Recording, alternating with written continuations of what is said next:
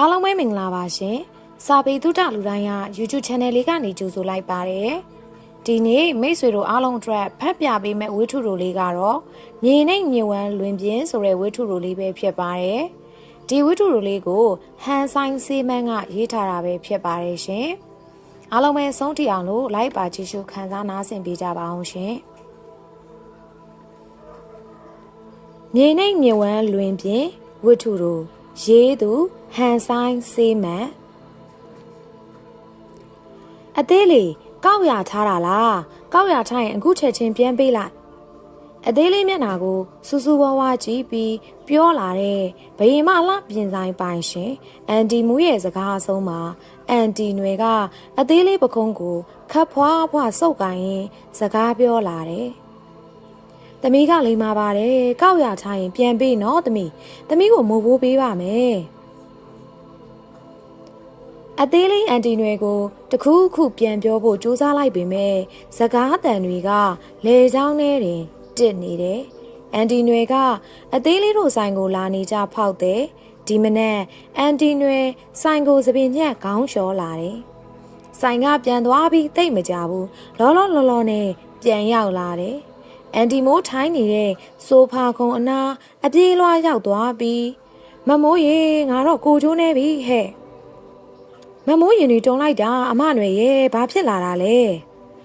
အန်တီမိုးကသူ့ရဲ့မုံမောက်နေတဲ့ရင်စုံပေါ်လက်ဖီးပြီးထိုင်ရာကနေထားလိုက်တယ်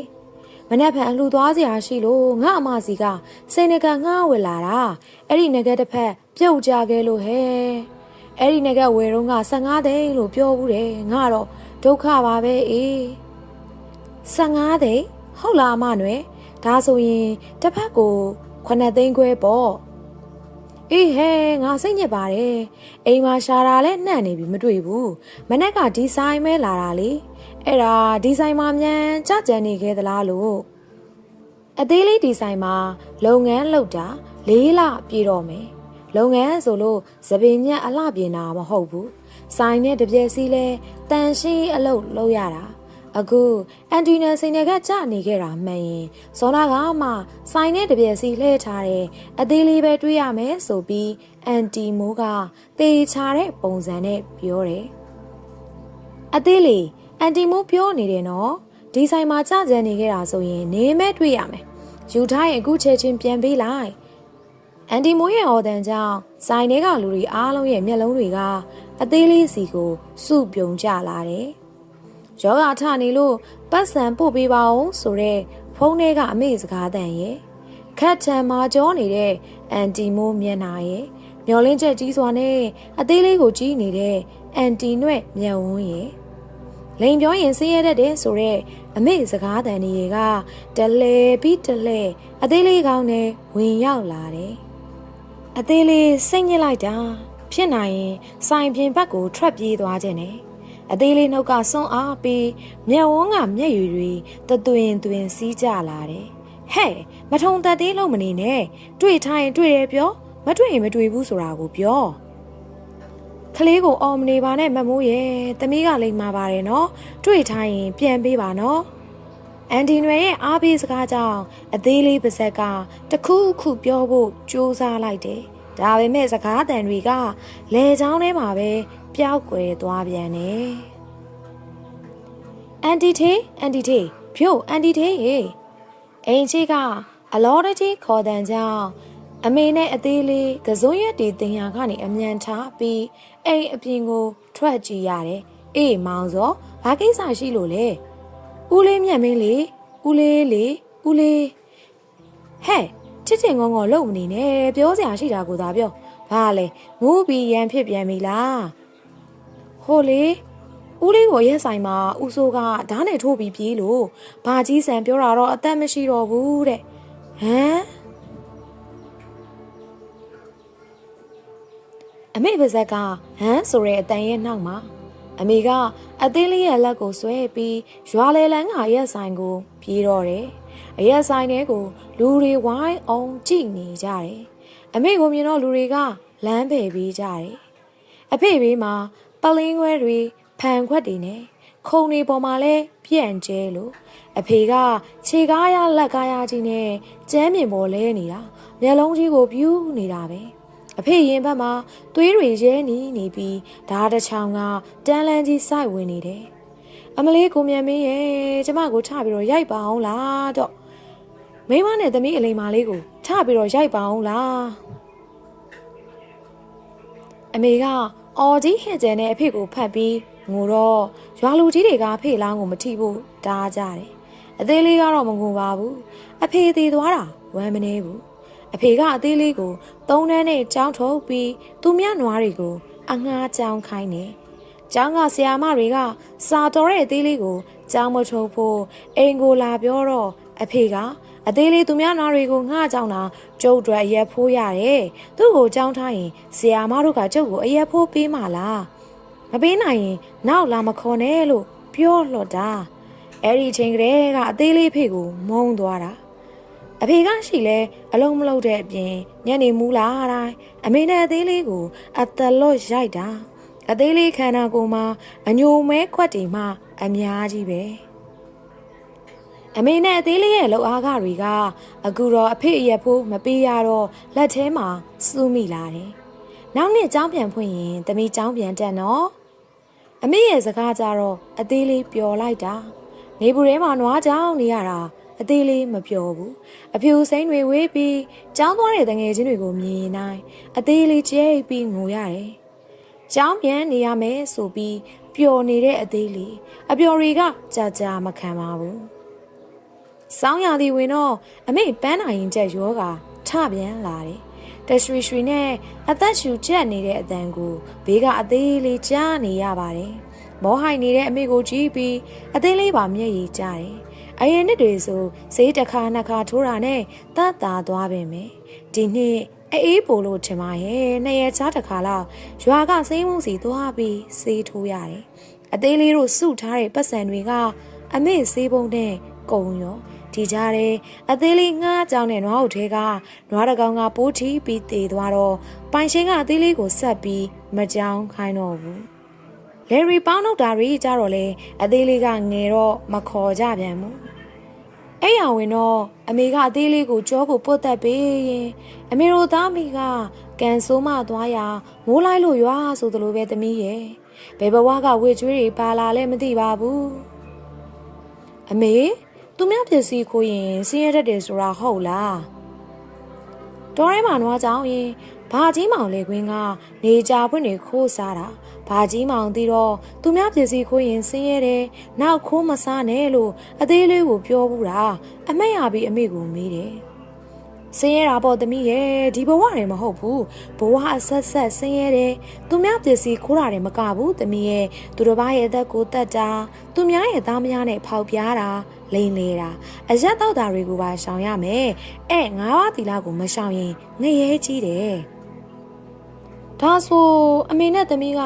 သူများပစ္စည်းကိုမခိုးဘဲနဲ့ဘာလို့ဆင်းရဲနေရတာလဲ။အော်သမီးရဲ့ဒါကအရင်ဘဝကပါလာတဲ့ကုသိုလ်အာကုသိုလ်အကျိုးဆက်တွေပေါ့။အမေပြောတဲ့ကုသိုလ်အာကုသိုလ်ဆိုတာအသေးလေးသိပြီးနားမလဲပေမဲ့ဆက်မေးရင်လေအသေးလေးနားမလဲတာတွေပဲဆက်ပြီးပြောလာမှာမို့အိပ်ပျော်အောင်ကြိုးစားပြီးအိပ်ပြလိုက်တယ်။ကျောင်းဆယ်မျိုးနဲ့အသေးလေးတို့ရွာကတုတ်သုံးမိတ်ဆိုင်ကယ်နဲ့ဆိုရင်2 နာရီလောက်စီးရတယ်။ကျောင်းဆယ်မျိုးဘောကိုအသေးလေးတန်းတုံကအမေနဲ့ဈေးတဲ့တစ်ခါပဲရောက်ဖူးတာ။အခုတော့ကျောင်းဆယ်ကိုသွားရဖို့ကံပါလာပြီ။ကျောင်းဆယ်မျိုးလမ်းမပေါ်ကလူတွေကားတွေတိုက်တွေဈေးဆိုင်တွေအားလုံးကအသေးလေးမျက်လုံးထဲမှာအသေးအစမ်းနေကြည့်ပဲ။ဟဲ့အသေးလေးမြန်လားငေးမနေနဲ့ငါတို့ကရွာကိုပြန်ရအောင်မှာဟုတ်ကြီးတော့ဘူးတိုက်ကြီးတွေကအကြီးကြီးပဲနော်ရှေ့ကခတ်သွက်သွားနေတဲ့ကြီးတော်ဘူးအနောက်ကိုအဝေစားတွေထဲထားတဲ့လွယ်အိတ်ကလေးကိုပိုက်ပြီးအပြေးလေးလိုက်ရတယ်အေးနင်ကဒီမှာနေခဲ့ရမှာလာမြန်ရှရှေ့လန်းဆိုရောက်ပြီကျောင်းဆယ်မျိုးပေါ်ကကြီးတော်ဘူးတူမရဲ့အလှပြင်ဆိုင်မှာတောက်တူမေရခိုင်းမို့ရွာကလူရှာခိုင်းလို့ကြီးတော်ဘူးကအသေးလေးကိုလိုက်ပို့တာအမေနဲ့မခွဲချင်ပေမဲ့ရွာမကအသေးလေးအတွက်နေတိုင်းဝင်ငွေရတဲ့အလုပ်ဆိုတာမရှိဘူးလေကြီးတော်ဘူးဝင်သွားတဲ့ဆိုင်နာမည်ကအသေးလေးဖက်ကြည့်လိုက်တော့ ဘယင်မအလှပြင်ဆိုင်နဲ့ဆိုင်ကြီးကအကြီးကြီးပဲအပြင်မှာပူသလောက်ဆိုင်နဲ့ဝင်ချင်းအေးစိမ့်သွားတာပဲဆိုင်ထဲမှာမမလှလှတွေကသပင်ညက်တဲ့သူကညက်ခေါင်းလျှော်ပေးတဲ့သူကရှောနဲ့ထိုင်ဆောင်နေတဲ့သူတွေကလည်းအများကြီးပဲမှန်ကောင်တာထဲမှာလည်းအလှပြင်ပစ္စည်းတွေလက်ဝတ်ရတနာတွေအများကြီးပဲအိုးလှလိုက်တာဟဲ့ဒီကောင်မလေးနဲ့တော့စိတ်ညစ်ပါတယ်အေးငေးမနေနဲ့ဒီကိုလာခဲ့ကြီးတော်ပူအော်ခေါ်မှအသေးလေးလဲငေးနေရကနေကြီးတော်ပူအနာသွားထိုင်ရတယ်ကြီးတော်ပူနဲ့ရီမောမောစကားတွေပြောနေတဲ့မျက်နှာချင်းဆိုင်ကအန်တီကြီးကလည်းချောလိုက်တာရွှေတွေဝစ်ထားတာလဲညွတ်နေတာပဲမတ်မို့ဒါအသေးလေးတဲ့ညီးရှာခိုင်းလို့ကြုံမအားရကြကနေလာပို့ရတာကျေးဇူးပါပဲဒေါ်လေးရဲ့ခလေးကငယ်သေးတော့အလုပ်တွေလုပ်နိုင်မှာမလားအသေးလေးကိုလူကောင်သေးလို့အထင်မသေးနဲ့နော်ရွာမှာဆိုနွားအုပ်ကိုတော့အငှားကြောင်းလာတာကြီးတော်ပူကအသေးလေးအလုံးလုံးနိုင်ကြောင်းအာမခံနေပေမဲ့အလုံးမရမှကြောက်လို့အသေးလေးရင်တွေတဒိတ်ဒိတ်ခုံးလာတယ်မရှိမဲ့အဝတ်လေးတွေထည့်ထားတဲ့လွယ်ကလေးကိုပဲပုတ်ချေနေမိတယ်ဆိုင်မှာတော့သပင်ညက်ပြီးချင်းတမန်တလင်းပေါ်ကျလာတဲ့သပင်တွေလှဲဖို့တန်ရှင်းအလုပ်တွေရောလုပ်ရမယ်ကျမအပြင်ကိုအလှပြင်သွားတဲ့အခါအိတ်ဆွဲလိုက်ရမယ်ထမင်းချက်ကတီးတန်တယောက်ရှိတော့အိမ်လုပ်ငန်းတွေတော့လုပ်เสียမလို့ပါဘူးညီလုပ်ငန်းလေးတွေလောက်ကတော့ဟေးအသေးလေးအတွက်ကတော့အပြော့ပေါ့အေးအသေးလေးကြောက်ရဲနဲ့အန်တီမိုးမျက်နှာကိုကြည့်တော့အန်တီမိုးကပြုံးပြတယ်သမီးအသက်ဘလောက်ရှိပြီလဲကျောင်းကရောဘယ်နှစ်တန်းထိနေဘူးလဲ10နှစ်ပါအန်တီ3တန်းထိနေဘူးပါတယ်သမီးဒီဆိုင်မှာနေပြီးအန်တီမိုးပြောတာတွေရောလုပ်နိုင်မှာမလားအသေးလေးဝမ်းသာလွန်းလို့ရင်တွေရောလက်တွေပါတုံရီလာပြီးခေါင်းကိုထက်ခါညှိမိတော့တယ်ကြီးတော်ပူရွာကိုပြန်သွားတော့အသေးလေးရင်ထဲမှာဟာတာကြီးပဲအန်တီမိုးထုတ်ပေးတဲ့တလစားကိုအမေအတွက်ထည့်ပေးလိုက်တယ်အလှပြင်ဆိုင်မှာအသေးလေးနေတာကြားလာတော့ဆိုင်ကားမတွေဆိုင်လာနေကြဖောက်တယ်တွေနဲ့တော်တော်လေးကိုရင်းနှီးလာပြီအသေးလေးကိုအားလုံးကချစ်ကြတယ်နောက်ကြရင်တော့သပင်ညလှပြင်သင်ပေးမယ်လို့အန်တီမိုးကပြောတယ်ဆိုင်မှာနေခင်းဆိုဝန်ထမ်း10ယောက်ရဲ့ဆိုင်လာတဲ့လူတွေရဲ့စီကားနေပြီမဲ့ညရောက်ရင်အသေးလေးရဲ့အန်တီမိုးရဲ့ထမင်းဟင်းချက်ရတဲ့မတ်သေးရီရဲ့ပဲကြံခဲ့တယ်ညတိုင်းအသေးလေးနဲ့မတ်သေးရီကအန်တီမိုးကိုနင်းနှိပ်ပေးရတယ်နင်းနှိပ်ပြီးတိုင်းအန်တီမိုးကဒီကလေးမတွေကျမ်းမာသက်ရှည်ပါစေလို့လဲစုပေးတတ်တယ်အသေးလေးလေအသက်မရှည်ခြင်းပါဘူးအသေးလေးကအန်တီမိုးလိုချမ်းသာခြင်းတာနွေရာသီမှာတော့မပူပဲအေးစိမ့်နေတဲ့အန်တီမိုးအခန်းထဲမှာအိဆက်နေတဲ့မှုရာကြီးနဲ့ညာတိုင်းအိတ်ချင်တာအန်တီမိုးသူတို့သမီးအိမ်ကိုအလှပြင်ဖို့သွားတိုင်းအသေးလေးလိုက်စီရတဲ့အန်တီမိုးစီးတဲ့ကားကြီးကိုလိုချင်တာအန်တီမိုးညာတိုင်းရီထွက်နေတဲ့ပတ်စံတွေကိုပိုင်ဆိုင်ချင်လိုက်တာဟေးဆိုင်ထဲကသူတွေအားလုံးဂုံတော်ရွတ်ကြရအောင်ဆိုင်မှာဝန်ထမ်းတွေစုံတော့အန်တီမိုးကမနက်အတိုင်းပြောနေကြစကားပြောတယ်အသေးလေးတို့အားလုံးကမနက်ခင်းလူစုံရင်ဖျားကုံတော်9ပါးကိုကိုကရွတ်ဆိုပူဇော်ရတယ်အသေးလေးရင်ကတော့အလွတ်မရပါဘူးအလွတ်မရရင်အလုပ်ထုတ်မယ်ဆိုလို့မရအောင်ကြက်ထားရတာဆိုင်ရောက်ခါစားတော့ကဘာလို့ကိုကရွတ်တာလဲလို့အန်တီမိုးကိုမေးတော့ကိုနှဝင်းထိပြီးဆိုင်ကိုလူလာအောင်လို့တဲ့အသေးလေးကိုအမေပြောဘူးတာကတော့ဖះကိုကိုးကွယ်တာနေဗန်ရောက်ဖို့တဲ့ဖះကုံတော်တွေကမြန်မာလိုဘာပြောလဲလို့မေးတော့အန်တီမိုးရဲ့လက်ကအသေးလေးကောင်းနဲ့မိတ်ဆက်ခဲ့တာကိုအခုအချိန်ထိမမေးရတော့ဘူးနင်ကအသက်ငယ်သလောက်တော်တော်ရှိတာပဲဖះကုံတော်ဆိုတာဖះကုံတော်ပေါ့ကို့အလုပ်ကိုလုပ်ဆိုင်ကိုလူဝင်နေတဲ့နေ့တွေဆိုရင်အန်တီမို့မျက်နှာကတပြေးသီးမယ်ကြီးကြားနေတာပဲအသေးလေးတို့ဘာလို့အကောင်းမပြောပဲစူပူးနေတာဒီနေ့ဆိုင်မှာလူဝင်များတော့အန်တီမိုးကပြုံးရွှင်ပြီးအသေးလေးတို့ကိုသမီးတို့နဲ့ပါဇက်ပြားကကိုမချဘူးအသေးလေးတပြန်စီလဲပြီးရင်အန်တီနွဲ့ခြေထောက်ကိုသွားနှိပ်ပေးလိုက်ပါအောင်ဟုတ်အန်တီမိုးအန်တီနွဲ့ကအိတ်စင်ပေါ်မှာမျက်လုံးမိတ်ပြီးခေါင်းလျှော်ခမ်းနေတာအန်တီနွဲ့ကိုတော့အသေးလေးတော်တော်ခင်းသည် အန်တီနွယ်ကဆိုင်လာတိုင်းအသေးလေးကိုမုံမိုးပေးနေကြအန်တီမိုးကအသေးလေးတို့အကျင့်စာရိတ္တပြက်ပြားမှာစိုးလို့တဲ့ဆိုင်လာတဲ့လူတွေပေးတဲ့ပတ်စံကိုယူတာမကြိုက်ဘူးအသေးလေးကတော့အန်တီမိုးမသိအောင်ယူထားတာပဲအခုလဲအန်တီနွယ်ပေးတဲ့မုတ်ဘိုး900ကိုအန်တီမိုးမသိအောင်ဘောင်းမီအိတ်ထဲကိုတန်းထဲလိုက်တယ်အန်တီမိုးသိရင်တော့အသေးလေးကိုစူမှာပဲသမီးလေးတွေ့ထားရင်အန်တီနွယ်ကိုပြန်ပေးနော်နေပူထဲမှာနွားချောင်းခဲ့ရတဲ့အသေးလေးဘဝရဲ့ပင်ပင်ပန်းပန်းနေရတွေနဲ့အသက်ကိုခက်ခက်ခဲခဲရှူရှိုက်နေရတဲ့အမေမျက်နှာကိုမြင်အောင်ပြီးအသေးလေးဆုံးဖြတ်ချက်တစ်ခုချလိုက်တယ်။လေချောင်းဝမှာတစ်ဆိုးဆိုးဖြစ်ပြီးပျောက်ကွယ်သွားတဲ့စကားတွေအစားဟင့်အင်းအသေးလေးမယူပါဘူးဖះပီပီကြမ်းပီပီပါအန်တီရဲ့သမီးတကယ်မယူပါဘူးအသေးလေးမညာနဲ့နော်အရင်ကပစ္စည်းတွေကောက်ရရင်ကျမကိုအပ်နေကြပဲမမနွယ်အခုကစိတ်နဲ့ကပ်ဆိုတော့ဟေးမတ်တီနဲ့မိဝင်သူ့ကိုယ်ပေါ်ကိုရှာကြကြံတဲ့လူတွေကဒီအခန်းတွေရောသူ့အိတ်ရာသူ့အိတ်တွေတဲကိုအားလုံးသွားရှာကြ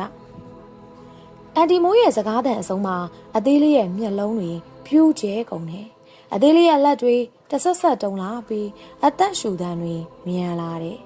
အသေးလေးရဲ့အမြင်တွေတဖြည်းဖြည်းဝေဝလာပြီးမျက်ရည်တွေစီးကျလာတယ်အမှန်တိုင်းပြောလိုက်မယ်ဆိုပြီးကြိုးစားအားတင်းမိမဲ့အသေးလေးပါဇက်ကတော့အသေးလေးမသိဘူးအသေးလေးတကယ်မယူပါဘူးမယူပါဘူးခဏအကြာအမမတွေ့ဘူးအမကြီးကျမတို့လည်းမတွေ့ဘူး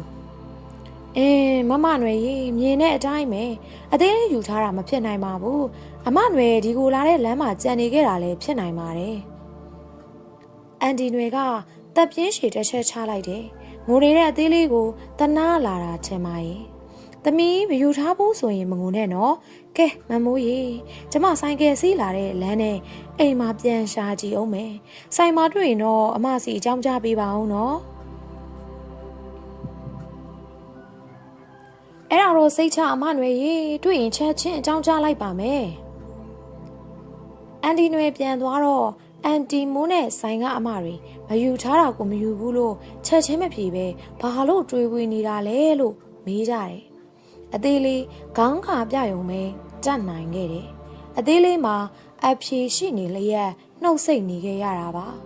အသေးလေးတပြန်စီလဲနေတော့ခေါင်းလျှော်စင်အောင်သားကတလက်လက်တောက်ပါနေတဲ့ပစ္စည်းလေးကိုဟိုကြည့်ဒီကြည့်နဲ့ကုန်းကောက်သွားတဲ့အန်တီမိုးကိုမှန်တွေကတဆင်းမြင်ခဲ့ရတဲ့အကြောင်းကိုတော့အသေးလေးခွင့်ယူပြီးအိမ်ပြန်တဲ့အခါအမေကိုပြောပြရအောင်မယ်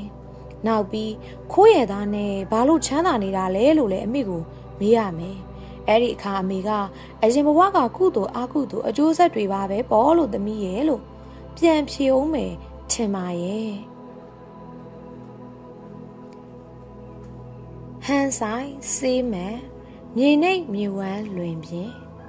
ဒီနေ့ဝတ္ထုလိုလေးကတော့ဒီမှာပဲပြီးဆုံးသွားပါပြီအားလုံးပဲဆိုင်နဲ့တက်ကြလိမ့်မယ်လို့လည်းယုံကြည်ပါတယ်နောက်တစ်ပတ်မှာတော့ပုံကောင်းမွန်တဲ့ဝတ္ထုလိုလေးတွေကိုဖတ်ပြဖို့အတွက်စာပေသုတလူတိုင်းရ YouTube Channel လေးကိုလည်း Like and Subscribe လေးလုပ်ထားခဲ့ပါအောင်ရှင်အားလုံးကိုကျေးဇူးတင်ပါတယ်နောက်တစ်ပတ်မှာပြန်တွေ့ကြပါမယ်ရှင်